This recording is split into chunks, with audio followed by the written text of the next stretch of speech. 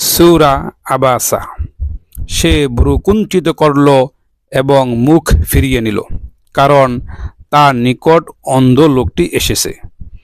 আর তোমাকে কিসে জানাবে?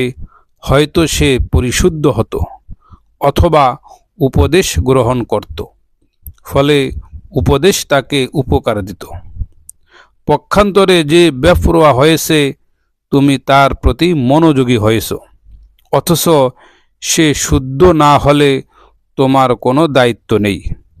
পক্ষান্তরে যে তোমার কাছে দৌড়ে এলো আর সে ভয় করে, অথচ তুমি তাকে অবজ্ঞা করলে। কখনো এমন করবে না, এটা উপদেশবাণী। অতএব যার ইচ্ছা সে একে স্মরণ রাখবে। এটা রয়েছে মহিমান্বিত সহিফা সমূহে, উচ্চ মর্যাদা সম্পন্ন, অতি পবিত্র, লেখকদের হাতে লিপিবদ্ধ, যারা সম্মানিত, পুত পবিত্র। মানুষ ধ্বংস হোক, সে কতই না অকৃতজ্ঞ। তিনি তাকে কি বস্তু থেকে সৃষ্টি করেছেন? নুতফাহ থেকে তিনি তাকে সৃষ্টি করেছেন, অতঃপর তাকে সুপরিমিত করেছেন, অতঃপর তার জন্য পথ সহজ করেছেন, অতঃপর তিনি তার মৃত্যু ঘটান ও তাকে কবরস্থ করেন।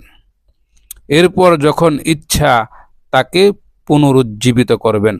কখনো না, তিনি তাকে যা আদেশ করেছেন সে তা এখন পর্যন্ত পূর্ণ করেনি।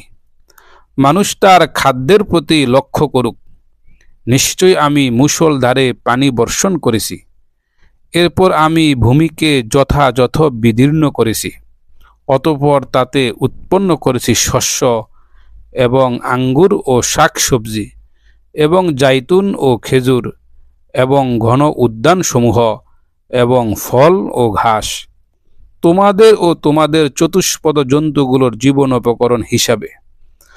অতঃপর যখন বিকট আওয়াজ আসবে, সেদিন পালিয়ে যাবে মানুষ তার ভাইয়ের কাছ থেকে, তার মাতা এবং তার পিতা থেকে, তার স্ত্রী ও তার সন্তানদের কাছ থেকে।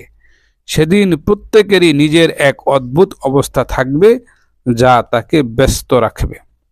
অনেক মুখমণ্ডল সেদিন হবে উজ্জ্বল, সহাস্য ও প্রফুল্ল, এবং অনেক মুখমণ্ডল সেদিন হবে ধূলিধূসর। সেগুলোকে কালিমা আচ্ছন্ন করবে। তারাই কাফির, পাপিষ্ঠ।